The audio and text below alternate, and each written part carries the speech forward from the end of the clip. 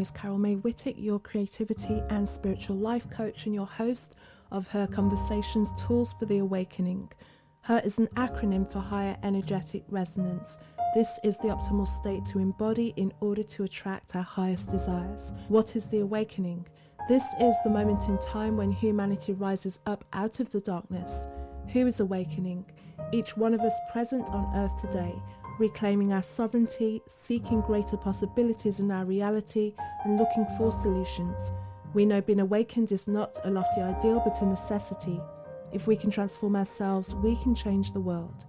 Guests on Her Conversations will speak to your spirituality, sensuality, and soul. Listen to their stories and hear how they are in service to the world. Let their words and these conversations embolden and inspire you. Before we go into this week's episode with Diane Allen, I just want to share with you a couple of ways that I can continue to support you. First, you can tune into Her Inspirations, which is the sister podcast to this title, and in each episode I explore with you a different aspect of our spiritual and creative journeys. And also save the date.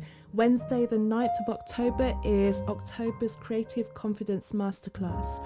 In this masterclass, this is about recognizing yourself as a spiritual being and confidently integrating your creativity into all aspects of your life. You'll be building a stronger connection to your intuition and exploring spiritual practices to enhance your creativity. All of the links to these are in the show notes below.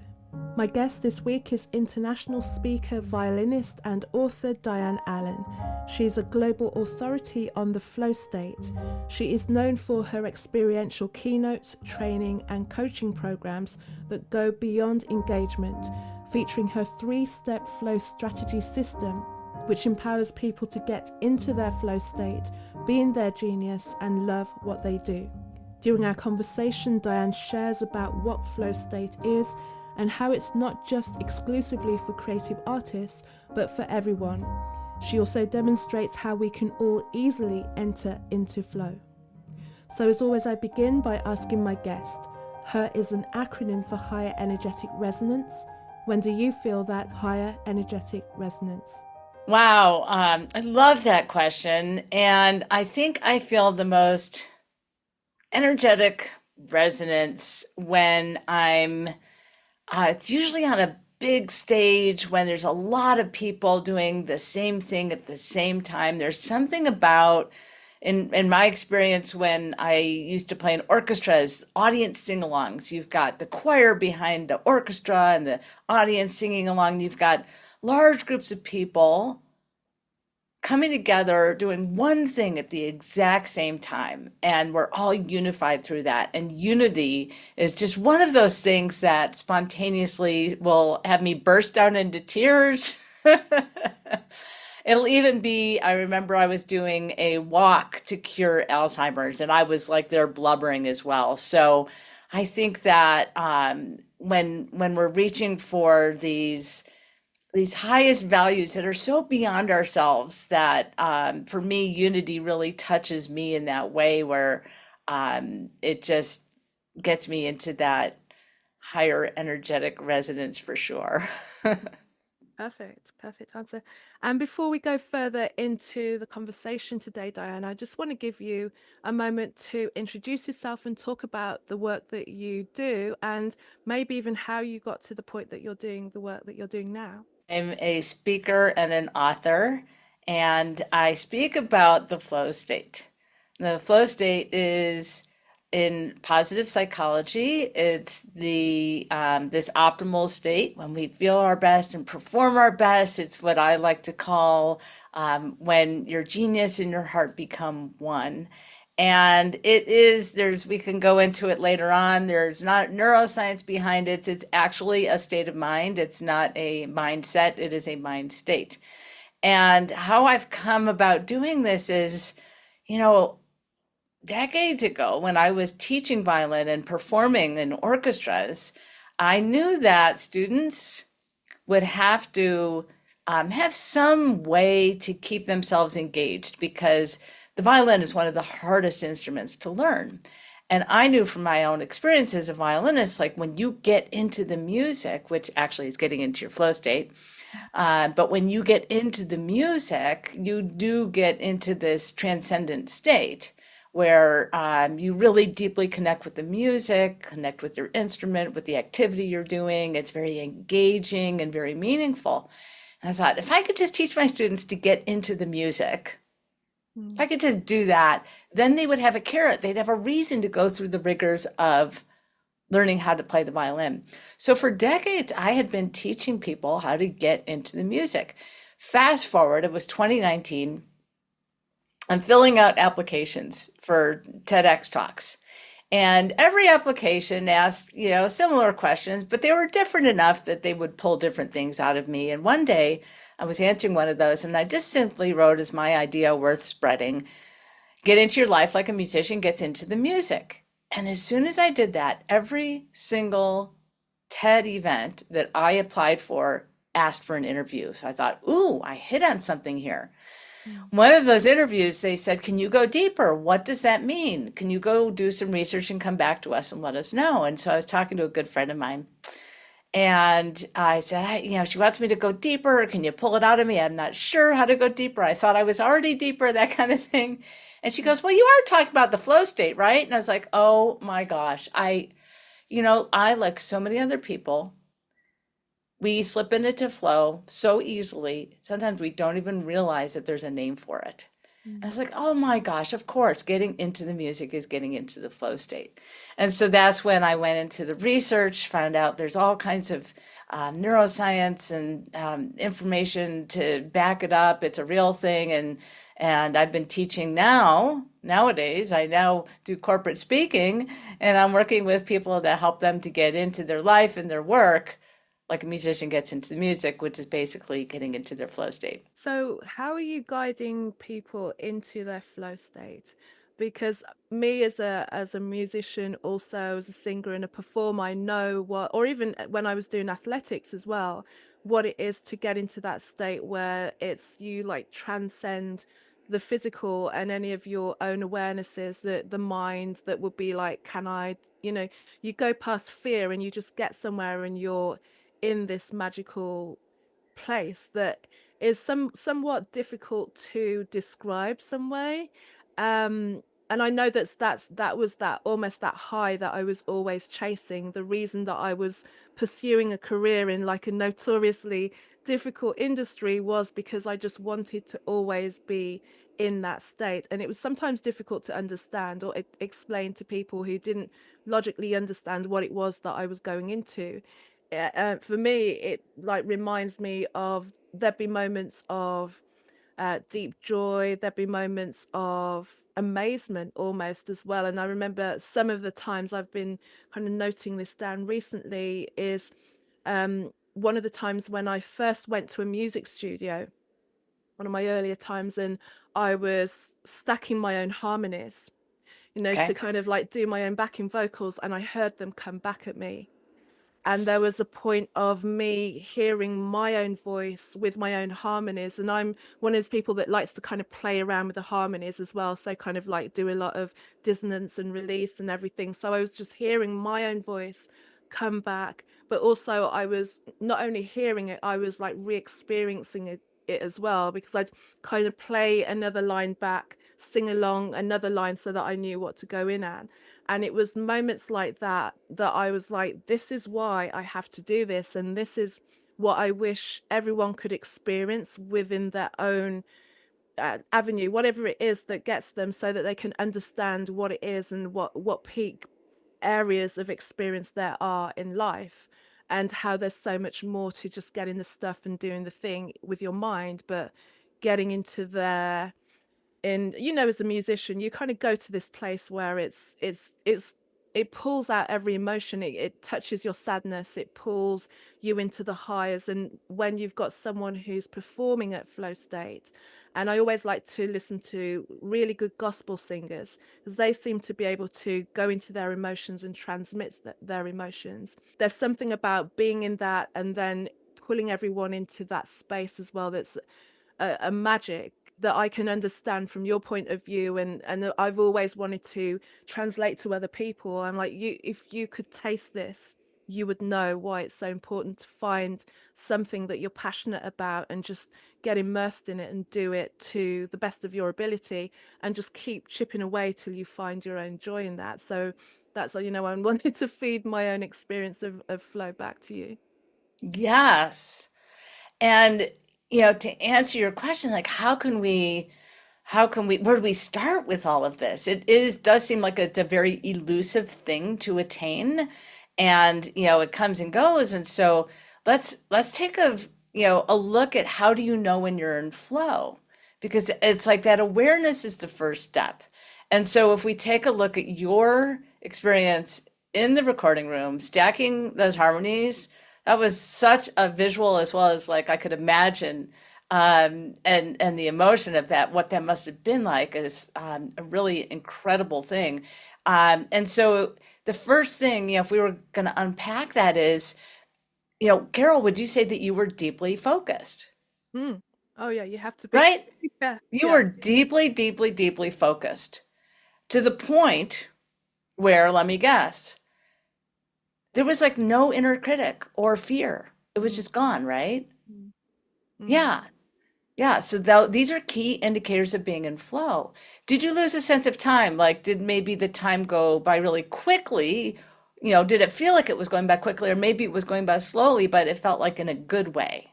Did you have like some sort of time warp? There were multiple things, like always a 10-hour session would be gone in a blink of an eye. None of the work Yes. would be done.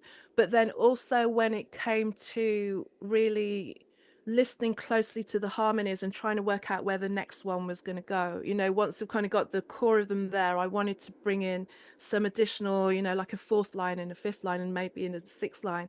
So it meant that I had to go inside the music, or it's like you're saying, because I had to like almost sit on the stave and like hear, where's Yes. the next note? What am I listening to? So Yes. it was being aware of time, because obviously we're aware of the time of the music that we're listening to, but also not noticing it's this kind of like everything falls away. There's no sense of time in the way that we would calculate Yes. it normally. Yeah. Yes. So some of these key indicators are losing sense of time, Mm, that idea of losing sense of self. That's when that inner critic and the fight or flight response is just turned off. mm, Um, then there's this ideas and insights coming in from out of the blue, which is what you're talking about when you were like, oh, wait a minute, I could add this harmony, right? You have new insights along the way. Then there's this sense of things coming together with the sense of ease, mm, where there's no friction, right?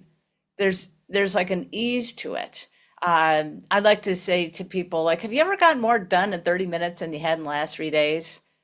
Those moments. mm, mm, mm, And that kind of also kind of shows you that kind of time warp thing that happens as well. mm, And then instead of being in a negative feedback loop is where your work is draining you.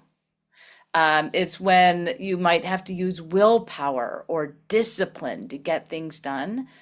But another key indicator of being in flow is that you're in a positive feedback loop where the more you get into it, the more you get out of it. So here you are layering these harmonies, and the more you get into it, the more you think, oh, we got these ideas and insights, and the more you're getting out of it. Then you lay down another track, and then you get into it again, and then you hear the feedback, and then, oh, you want to respond to that feedback, right? Which I think is very interesting. If you are prompting some information and you're getting response that's giving you feedback, and then you give it another prompt, and then you're getting more feedback, guess what? That is what's happening in AI right now. mm, mm, Okay. So I am actually in the process of developing content where people by nature will be getting into flow when they are using AI, when you're getting immediate feedback. But I don't want to digress too much. And then the last key indicator of flow is that you are experiencing that tremendous feeling of meaning and joy and fulfillment. mm, So for everyone listening, it could happen anytime, anywhere. You could be playing with your kids. You could be working on an Excel spreadsheet. right? You could be out on a walk. But anywhere you just want to start to notice, where do I lose sense of time? Where do I lose sense of self? When do I have those ideas and insights coming in from out of the blue? Things coming together with the sense of ease, a positive feedback loop, and experiencing more meaning, joy, and fulfillment. That's the starting place, is just to identify when you're in flow. I want to ask you a question that comes as a result of my studio experiences, because it just reminded me of something that would happen when I was working very closely with a producer, and we worked together in a very timely fashion over a couple of years. So we got to know each other on multiple levels. But I put here collective flow, because there came a point where we were working together where I would think of something, he'd be at the desk and I'd be listening back and I'd be like, we need to, and then he'd be doing it. Yeah. And then it Yep. got to this point where you're like, okay, what is this? So I want to hear from you. What is that? Oh, group flow. That Mm. is group flow. In corporate world, it's called team synergy. So I'm holding up a picture of the orchestra I used to play in, Mm. and this is somebody was way up high in the rafters taking a picture of the orchestra from the top down. So you see all the players in kind of like a half circle, and I am the lead violinist, which is the concertmaster. It's second in command to the conductor. Mhm. And so I had a lot of different roles here. Um, like I obviously I was involved with the orchestra members, but I also had a lot of communication with the audience. In the classical world is very formal. Basically, the concertmaster would signal to the audience that we are beginning the concert. So there's a lot of different things going on here. However I played, whether I played poorly or amazing that day, that's going to have a ripple effect throughout the orchestra. Mm. So the thing is that when you are in flow and you're coming from a place of purpose, okay, you can ignite. There's 40,000 neurons in your heart. And when you are in your heart space, when you are feeling those things that are very meaningful for you, like I was talking about unity earlier today, right? Because, when I am playing in an orchestra situation here, we are unified, right, through the music. So, and we're unifying the audience as well. So you get into the 40,000 neurons that exist in your heart, okay?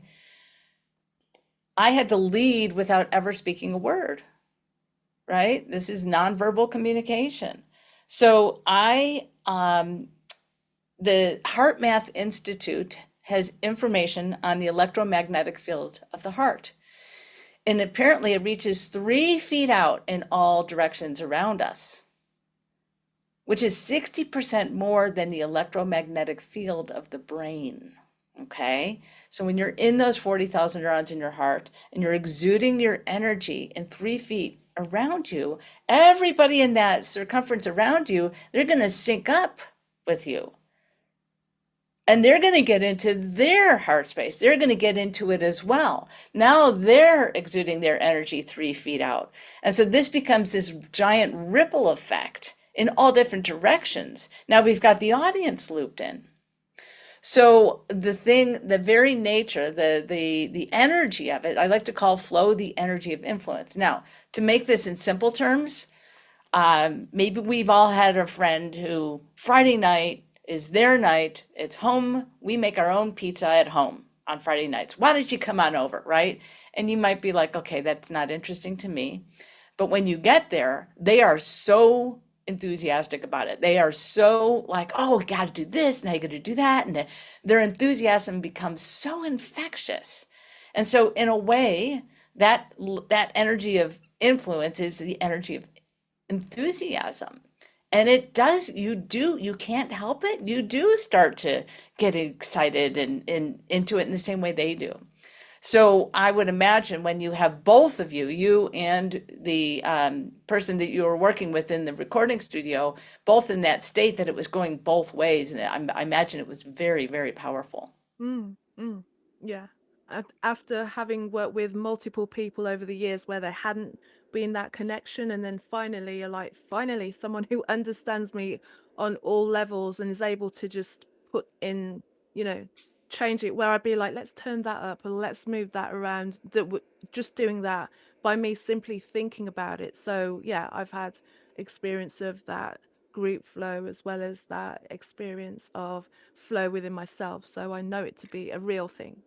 Right. Absolutely. Mm, Because, so let's break this down a little bit more because you and I, as musicians, we could talk forever, right? About the everything and having to do with music and getting into flow.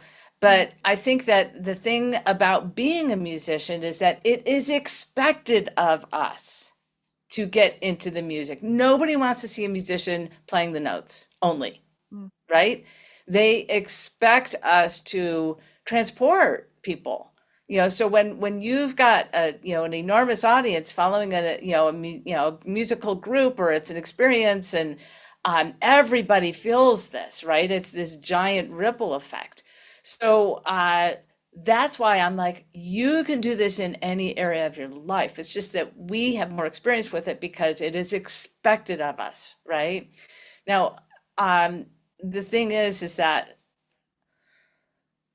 let's talk about the difference between going with the flow and being in flow. mm, Because going with the flow is a mindset. It basically means to be just easygoing and going with it, and it's passive.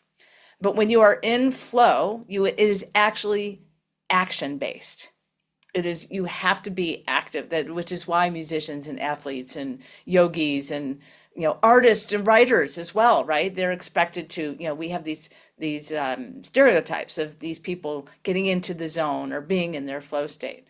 So the thing is that we are all wired for this, and maybe this is the time we should talk about the neuroscience, right? mm, mm, Because when you understand the neuroscience, it'll give you more idea of what it'll back up those benefits that we already talked about. Because when you're in flow, there's this flush of peak performance hormones that are released, and they create brain waves that make us conducive to the flow state. And in this state, the neocortex amps up dramatically, increasing learning speed. And earlier we were talking about those times when like your inner critic is gone and the fear is gone. That happens because the prefrontal cortex temporarily shuts down, which is where our inner critic lives. And so if you think of a shower moment, a lot of times we have ideas that just kind of pop in. And if you don't like write them down right away, you might lose them, right? Because we think, oh, these are amazing, we'll never forget them. But sometimes by the end of the shower, we're like, uh-oh. So being in the shower is not actually technically being in flow state, but it is another location where the prefrontal cortex temporarily shuts down. mm. And that's why we have those ideas and insights coming in from out of the blue because we don't have any filter, right? There's an open door for those thoughts to come in. 95% of thoughts are repeating, but when you're in flow, you have new thoughts. So that neuroscience, the peak performance hormones that are released are anandamide, endorphins, dopamine, serotonin, and norepinephrine. And because of that, we experience euphoria, we experience motivation, peak performance, and happiness all at the same time. And when you add purpose to that, right, we've already been talking about that, that really gets you into that higher resonance, Mhm. space, right? So how are you bringing this to the masses now? Because this is where your Yes. work is. I know we can sit here and talk about the joys of being a musician and going into flow, but how can it then be shared to anyone? You talked about purpose as well. It's like Yeah. how can people discover what their purpose is and then apply that flow state to their purpose? Yes. Yes. Yes. So, as I mentioned earlier, we get into flow in so many different places. Like so many people get into flow working on an Excel spreadsheet. Every time I speak to an audience, I say, raise your hand if you're one of those people. And they are proud to raise their hands. And the thing about that is they sense all those key indicators that we talked about earlier, right? So, it doesn't matter where you are or what you're doing. So let me give some examples. There's three questions that I like to ask that help people to figure out their own unique way of getting into flow. And it is my belief that when you know how you uniquely get into flow, you really understand a part of you that makes you tick. It's the part of you that really lights you up. Okay. And so as I go through these examples, I'll be going through those three questions. And so those three questions are where, what, and why.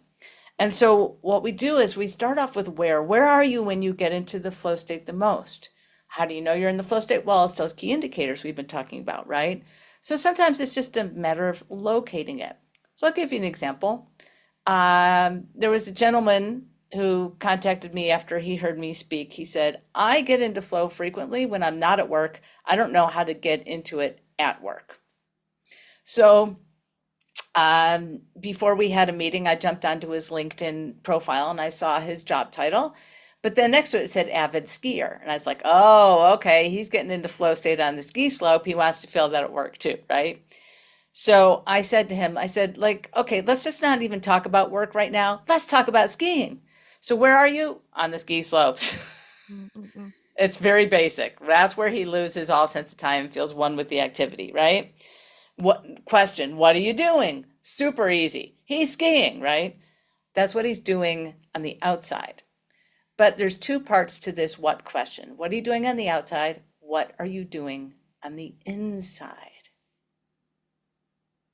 So for him, he was thinking, well, I just feel like I become one with the snow. And I also relax into it. And he wasn't as clear on the what you're doing on the inside question, but that's okay. I have some other questions, some other examples I can give you. Let's say an Excel spreadsheet person, like where they are is in the office, what they're doing is working on an Excel spreadsheet. That's what they're working on the outside. But what they're doing on the inside is they could be doing anything. They could be visualizing. They could be strategizing. They could be problem solving. One woman told me she's using it for collaboration. Okay. So that's the unique part that's unique to you. In this case, he wasn't all that clear about what he was doing on the inside other than just kind of relaxing and falling into it. And then why it was so meaningful for him was freedom, that absolute freedom that he felt. Okay. So after we kind of went through these three questions, all of a sudden he was like, well, wait a minute. When I'm on the ski lift, where I am is on the ski lift, I have this routine. I will clean my goggles. I will queue up a playlist. And by the time I get to the top, and if you're going skiing, you've got to time block it. There's no other way about that, right? It's by the time I get to the top of the lift, I jump off and I become one with the snow. And without skipping a beat, he says, oh my goodness, for me, where I am, what is the environment is the key. Because now I realize that I do it at work all the time. What I do is I clean off my desk. I have a time block. I take one project out and I turn on the music. So for him, where and the environment, creating the environment is what gets him into the flow state. So if we go back to, let me give you another one. Chief operating officer of a medical center. She contacted me. She was having some communication issues with her team. And where she gets into the flow state the most is in her office. What she's doing on the outside is having one-on-one conversations with people. What she's doing on the inside is deeply listening. And the way she does that is she puts aside her own thoughts. She just puts aside her own thoughts and deeply listens, like she creates a blank slate in her mind. And why that's so meaningful for her is that the deeper she listens, the deeper she connects. And connection is what touches her to the core. That's her why.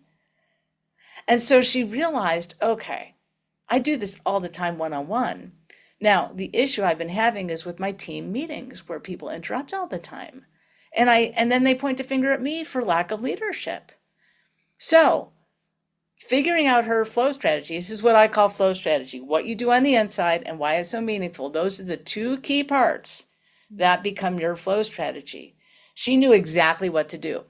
So she started the meeting by telling everyone the main objective and that she wanted to take the time to listen to each person's point of view. So she set herself up to have one-on-one listening time without everybody interrupting each other, right? She set it up. She says, we're going to go around the room and I want to take the time to listen to each person's point of view. And there she was, able to tap into her deep listening superpowers. And then as soon as the last person finished speaking, the room burst into this spontaneous conversation. Now, this is that idea of group flow. All of a sudden, she created space for everybody to listen to each other, but she also created space for her to get into her flow state by tapping into her deep listening superpowers. All of a sudden, they had this brainstorming session and were able to solve all kinds of ideas with innovative solutions. Those are those key indicators of group flow, right? So by tapping into her flow state, by setting herself up to be in flow, not only did it help her to get into that state and to lead by example, but it did end up sparking a synergistic state of group flow. So this is, what are you doing on the inside and why is what I call flow strategy. You were going to demonstrate something with us as well. Is now the time for us to do that? Oh, absolutely. So what I just walked everybody through was the where, what, why questions. These are prompts to help you figure out your own unique way of getting into flow. But there also is a universal entry point into flow. Little background, flow falls under the umbrella of positive psychology. Positive psychology is all about taking a look at what's working well and reverse engineering that to create more of that goodness in your life. And one of the main biggest researchers in positive psychology with regards to flow, his name is Mihaly Csikszentmihalyi. And he had a system that it was pretty infallible. Everybody gets into flow using this system. And so we're going to go through that right now. I'm going to do my best to get you into flow while we're all doing this together. And then afterwards, we'll go through and learn the different parts of his system. So what we're going to do is I have my violin today. I'm going to play some music. I'm going to lay down a foundation line of music, and then I will be clapping to the music. I'm going to count you in. You're going to clap with me. Now, it's okay if you're in a place where it'd be weird to be like clapping to the music and everybody around you is looking at you funny. So just tap your finger, right?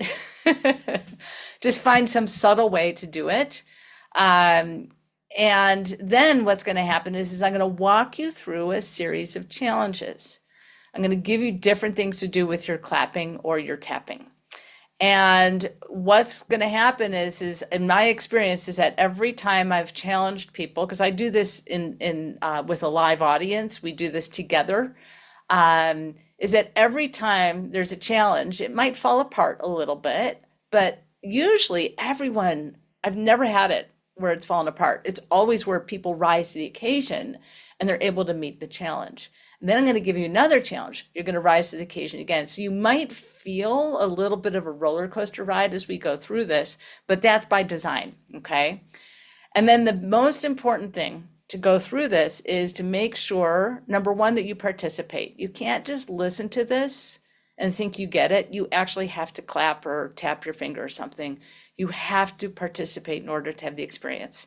Then the more neutral you keep your mind, just think that, okay, I'm going to do this thing and I'm going to observe and just without judgment, I'm just going to observe and see how it goes. And then after we go through this, I'm going to ask you a series of questions and unpack to what degree you may have experienced flow. Okay, does that sound good? Do you have any questions, Carol? Is that clear? No, I'm ready. I'm ready for that. Okay, let's do it.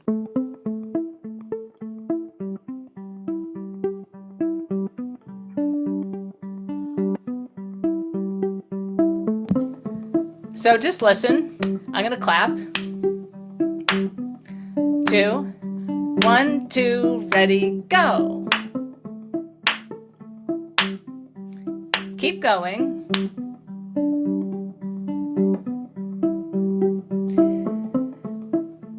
So you're clapping with the violin.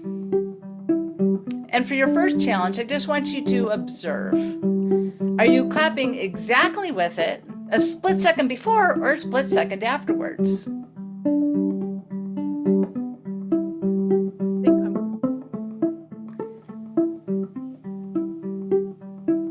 Keep observing where you are in relation to the violin as I give you the next challenge, because we're going to stack these challenges. You have to keep that deep listening going. So now I want you to imagine that you see something in your imagination. It could be, let's do a flashing dot. So the dot is flashing at the exact same time that you're clapping. So now we have deep listening. Where are you in relation to the violin? Seeing the dot flash at the same time as well.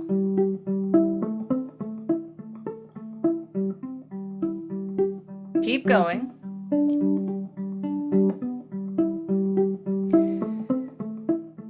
You're doing this by yourself. But guess what? In a way, you're not. Because there are thousands of other people listening to this podcast at different times. So in a way, you're also doing it with other people. We've all heard of the concept of oneness. And in a sense, we are experiencing that right now.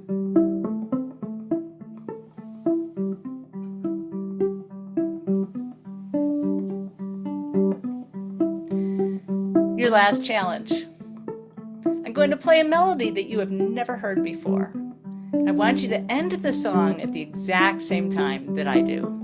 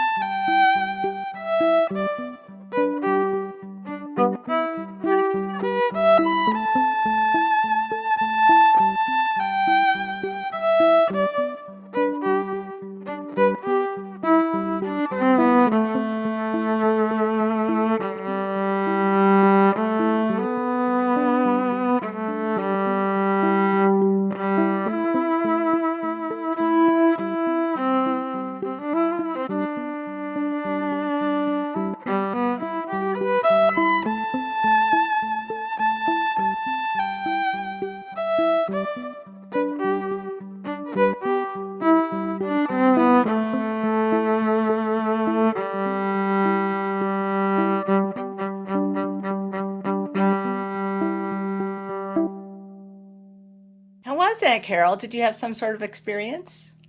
That was fun. That was Fun? very cool. Yeah, like I mean I enjoyed it. It's very relaxing and very but that sense of just being very present as well. And it just reminded me of times of being very, those moments when I've been deeply focused. I know what, those times when it's like, let's just get in. It's almost like you're in a secluded place. I could, Yes. like, nothing else is going to happen, even though I could hear someone like walking around outside from me. I'm like, Yes. no, it doesn't matter. I'm here. Yeah. Got it. Oh, that's really, I think that, you know, sometimes you're in flow in a light way, sometimes kind of medium, sometimes you're very, very deeply in flow, which I think is what you experienced in the recording studio. And I don't, of course, those deeper flow experiences are just amazing. But, I think there's a spectrum of, different degrees to which we're in flow. So I want to go through a series of questions that for you to answer, for you and everybody to listen, who listened and participated, to answer these for yourself. And so the first question is did you feel like you lost some sort of sense of time? And how you would know that is maybe that time doing that clapping or tapping went by quickly for you, or maybe it went by slowly, but in that good way. And then how about your inner critic? Because the quieter your inner critic was, the more likely you were in flow or the deeper you were in flow. Mm. How about the added challenges? Did you find them satisfying in some sort of way? Mhm. And although we're not here together clapping at the same time together, just still that idea of that concept of oneness, that somehow that music with people listening at different times and participating at different times, it's still bringing us together through one activity. Did that take it to a new level? Mhm. You know, like a new dimension for you? A higher resonance is like you like to say, Carol? So these are the key indicators that, you're in flow, and the skills that we were using were deep listening, focus, clapping. Those are skills. The challenges were uh, just match the violin. Do it while you're, seeing a dot, right? That might have been challenging for you to conjure that up. Um, to end the song at the same time. That was another challenge, right? And then the concept of oneness was the purpose. So according to Csikszentmihalyi, at the intersection of skill and challenge is the universal entry point into flow. So if you imagine a Venn diagram, two circles, skill and challenge, right? If you have a skill that's not challenged, it's not going to ignite flow. If you have a challenge without skill, nothing is going to get ignited. You have to have a combination of the two. The key is that when you are slightly out of your comfort zone, that's when you ignite flow. So if you have a skill that's being challenged in some sort of way, that's what's going to do it. When you take purpose and add that to the Venn diagram, we now have three circles. That takes the experience to a whole new level, which is why we love volunteer work. You've got a group of people with a variety of skills coming together to meet a challenge, and they're all doing it for a purpose. And in that environment, people say the work is rewarding. The hard work is rewarding, and it's fulfilling. So, how do you create that vibe in your daily life? Well, it's simply to use that skill, challenge, purpose model as a lens that you look through. So, I'll give a couple of examples. I speak for a lot of human resources organizations. And at one of them, this woman, she said, I knowingly hired somebody who's overqualified for the job. I've been very nervous about retaining her. But now I know I could just sit down and have a conversation and ask her, are there any skills you'd like to be learning? Are there any skills that you'd like to take to a higher level? What's going on with skills? How about challenges? What are the kinds of challenges that you really enjoy? I'll give you an example. Some people really rise to the occasion with a deadline. Other people, that might make them crumble. So challenge is subjective. So you have to talk with people, or ask yourself, what are the challenges that you really enjoy? And then, are you finding enough purpose in your work? That was the third question that she realized she really needed to ask this person in order to retain her. Another woman, she said, learning a new skill is a challenge and purpose keeps you motivated. But once that skill is honed, you've got to give it new challenge so you don't get bored, right? So those are some examples of how to use those three: skill, challenge, and purpose as like a lens to look through. What insights do you have, Carol, from that? I can hear how it makes total sense. And as you were saying that, I was just applying it to instances in my own life of when I used to move around jobs a lot, and a lot of the time it was when I got to the point where I'd mastered it. I could do it in my sleep. I knew what the day was going to look like before I got to work. So I'd invariably look for something else to do. And I still, now that I work for myself, I'm always looking for something else to learn. So even though I know how to do this, like the podcast now, I can record the podcast, I can edit them pretty much without looking. So what's the next step to do on that as well? And like you spoke about AI earlier, that's been my new fascination. Let me learn about that, just pushing myself to continue to do that for my own self, and also being driven by purpose with pulling all the skills that I have already with all the things that I've created to then continue to bring, like, I ask myself, what's the purpose of what I'm doing? When the podcast went over 200, I'm like, okay, if I continue to do this, I don't want to just keep doing interviews. What can I do to bring this up another level? What's the purpose of it? So I'm always assessing my own, because I know that I get to a point, that kind of itch of like, it's not doing it for me anymore, where I need to push myself out of my own comfort zone. So I'm kind of self-led in that. So Yes. all of those things that you brought to it, I was like seeing how has that played out in my life, basically. Yes. So there's a third piece. It's, let's say you have a skill and it's being challenged. If you don't have some sort of feedback mechanism, you'll be stuck. But if you have some sort of feedback mechanism, then you see, oh, now this is what I can improve on, right? Or I'm lacking purpose, right? So it's the feedback mechanism that's important, which is why I am developing content on AI, because when you give a prompt and then you get a response, that's the feedback based on your prompt. Okay. And the better you give a prompt, the better the response. The better the response, the more you're going to give a higher level next prompt.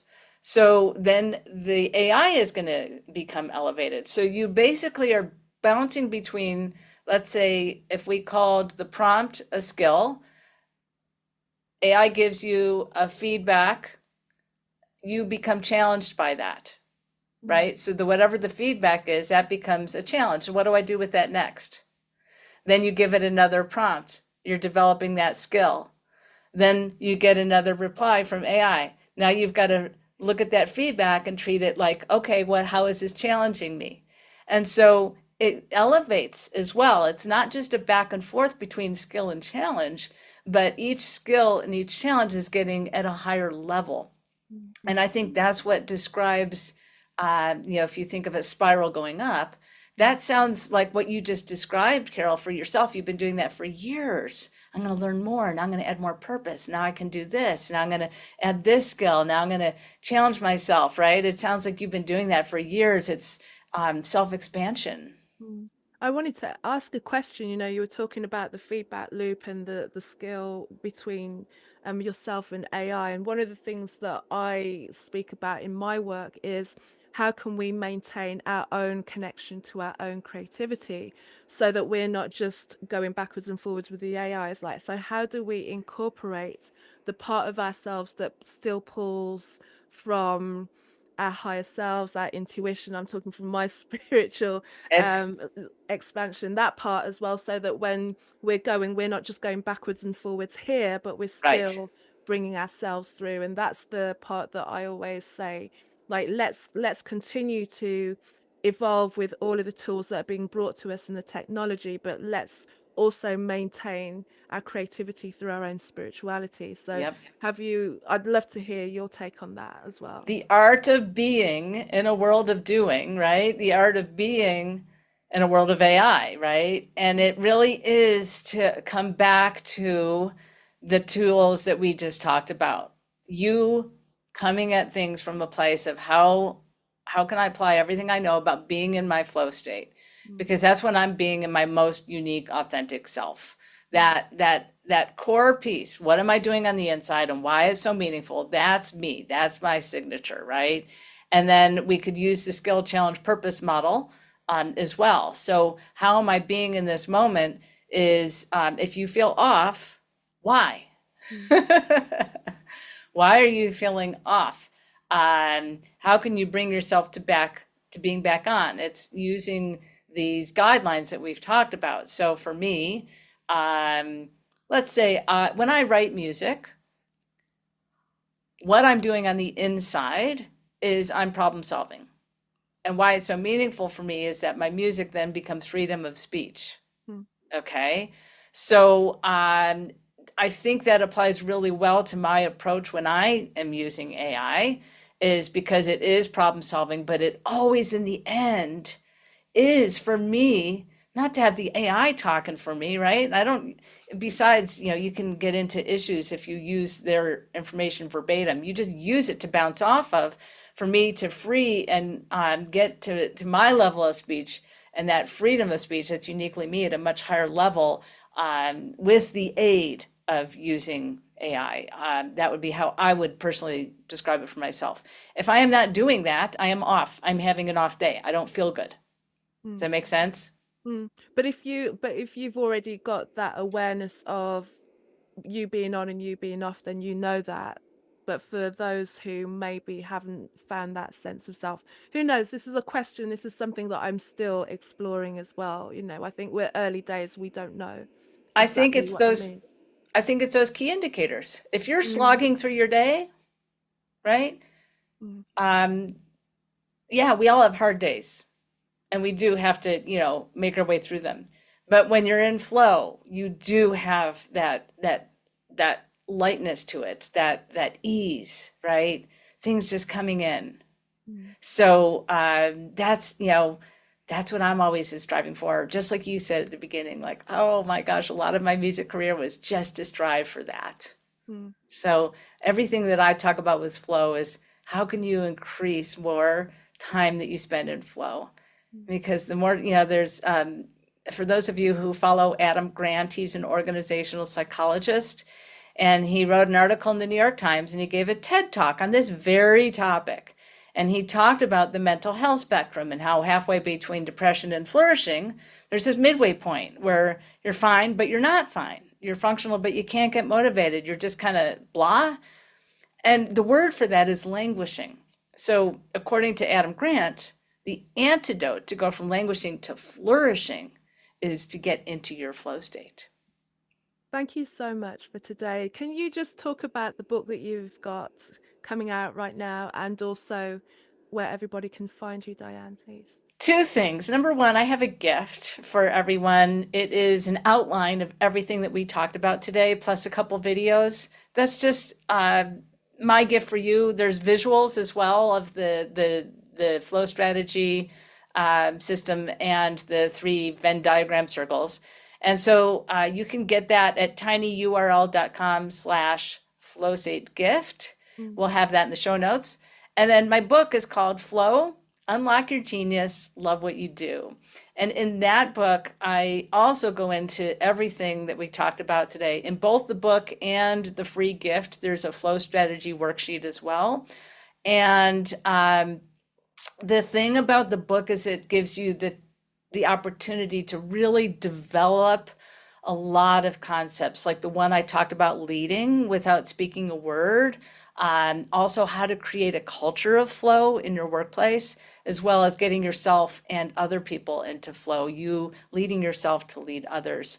So that's all in the book, and that we'll have a link for that too. It's on Amazon, and I'm super excited to have that book put together. It was a lot harder work than I thought it was going to be, but I'm really happy that it's now available to get out there and put in the hands of others. Yeah, perfect. Yeah, books are hard, but so worth it. But so worth it. Diane, thank you so much. I really appreciate and enjoyed our conversation. It just kind of took me back to some great memories of peak flow as well. So thank you so much today. My pleasure. Thank you, Diane, for sharing your work with me on this episode, and thank you for listening. If you enjoyed this episode, please share with someone who you feel will benefit from the wisdom of my guest, and also leave a review and tell me what you enjoyed about this episode. You can find out more about me on my website. It's carolmaywhittick.com, CarolMaywhittick.com. Find me on LinkedIn and Facebook under Carol May Whittick, and on Instagram, Casmic, CAZMICK. Until the next episode, take care. Thank you. Bye-bye.